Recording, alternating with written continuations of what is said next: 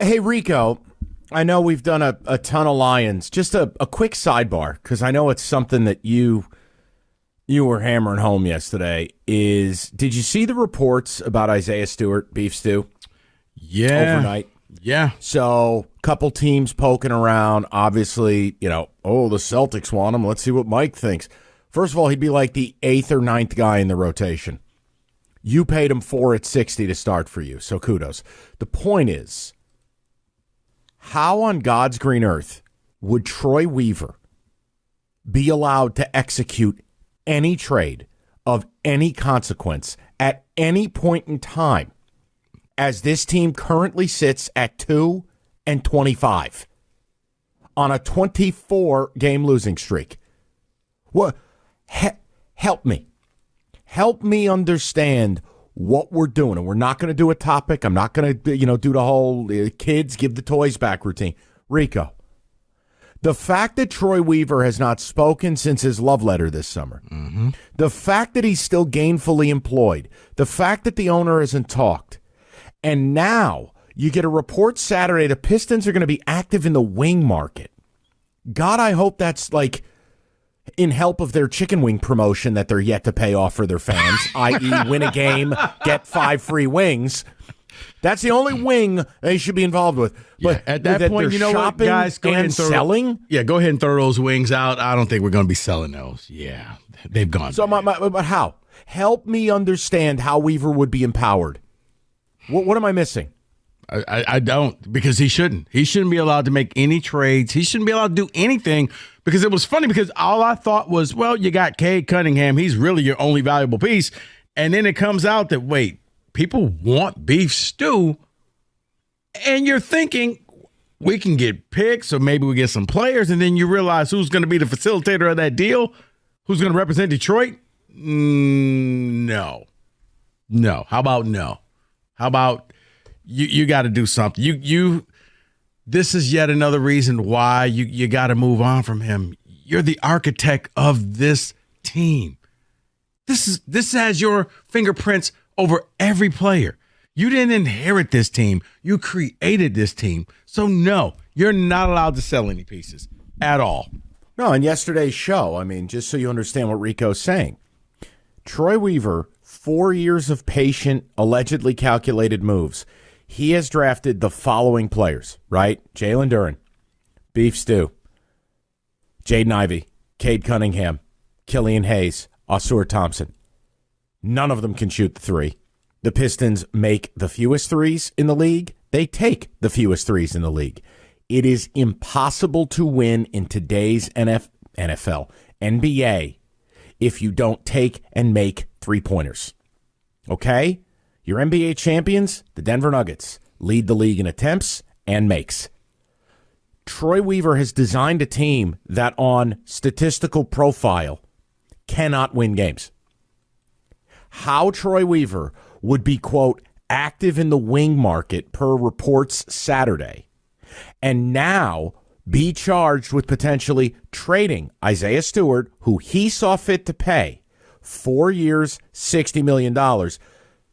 Cool your jets on the Celtics thing. I'm sure the ticket techs are having fun. I wouldn't mind Beef Stew, because unlike you, he'd be about the 9th guy off the bench for the Celtics. I don't need him to start. Beef Stew can be his tough guy self, maybe rifle a couple of threes, be an energy guy. I'll even get him an ML Carr commemorative towel, and he can wave it on the bench. Okay, he'll be Bill Walton in 86. So my whole point is, like, I just can't understand the level of either DGAF or delusion that amidst a historical losing streak and a run where the team in their last 51 games under Troy Weaver's stewardship is an astounding 4-47, how this man would be allowed to further execute whatever idea in his mind that is a cheap facsimile of a plan that he has. You have to have an owner that literally is completely disengaged. It's like mom and dad have left the house. So, of course, little Johnny's hitting the liquor cabinet because there's no way if they were home, Johnny would dare go to the liquor cabinet, stroll into the kitchen and say, hey, what's up, Mom? Can I get a snack pack with this cup of Johnny Blue? It's not possible. Rico, someone in Metro Detroit, help me. There has to be one person who could call and explain how Troy Weaver would be allowed to make any trades right now. How? I don't think there's anybody that can explain to you, Mike. No one. And I'm talking about no one, not a beat. No one can explain you can't let this man make any more deals. His phone disconnected. Like he gets the Kids Bob headset. Like, no, you're talking to no one right now, Troy. No, go to your room. Give me your phone. You're done. It's astonishing. And understand, listen, I know I keep saying this. It was funny. I talked to Cookies earlier. We were doing Cash Ticket, and he's like, I can't get you on board this whole 2-80 train. I go, no. I go, Jim, it's the NBA. They're going to win some games. He goes, what's the lowest total I could talk you into? And I didn't take a lot of time to think about it, but I said, Jim, honestly, 10 or 11. They're going to win some games. But understand, them winning a game and ending this terror of this losing streak, which, by the way, it's the only way we're going to get to force Goris to talk or force a move on Arn Tellem, Weaver, and this entire brain trust, and I use that term lightly. Look, their next 3 games are their best shot to get something. Okay, now we've made jokes, and I know Jim thinks they're never winning a game again.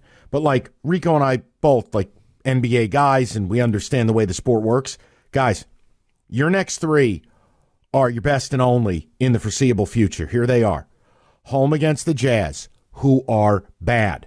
Now, the Jazz are 10-17. Notice I use the word bad for a team that has 8 more wins than you, but they're bad. Then you're going to play back-to-back against the Nets, who are a 500 team. That's your best shot because here's what's on the other side of it. You ready for this? Oh, boy. At the Celtics, good night. Raptors, good night now. At the Rockets, at the Jazz, but that's a road trip because they go at Rockets, at Jazz, at Warriors, at Nuggets, Kings. The next game you would be favored in might be January 10th against the Spurs. Okay, so we made jokes like they could get to 2-30 if they lost through the new year, right? Yeah. Guys, we're here. It's okay. December 21st. Well, you remember how we used to joke with the Tigers, could the Tigers win 69? Roberto made the song about it, and it was funny until it wasn't funny. Until all of a sudden it was like, guys, will they win 69 games? Mike, it was funny when you made the joke. Hey, who's going to have more victories this season, the Lions or the Pistons? I'd love that. If the Lions win a game or 2 at the end here and get to 12, how could I pick the Pistons to win 10 more games? If the Lions get to 13, I don't think anybody would take the Pistons. Think about what we're saying. I admit this. I watched last night, and I will tell you Atlanta was already in Cabo. They didn't care. No, I'm being very serious. And the Pistons tried what? They cut it to 5, and then Atlanta hit 2 back-to-back. Fabulous. Yeah, Cade was incredible. 43, 6 and 7. I mean, he tried. He went into FU mode. Win. Yeah, he went into FU mode. I just don't care about you guys. If you don't want to play, I will. And they still lost. Yeah. So I can't make sense of any of it right now. How has ownership not said a word? How are people in this organization telling beat writers that there's no plans for a change on the horizon?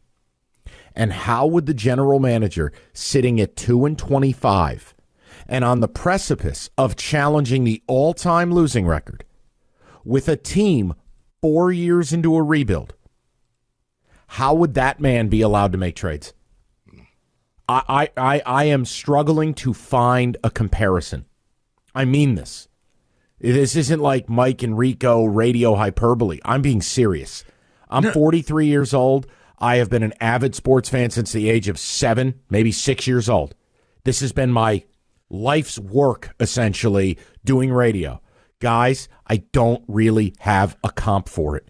No. If Troy Weaver's allowed to make moves. You know what the comp, Mike, is when Quintricia was allowed to go into the draft and you knew you were going to fire them.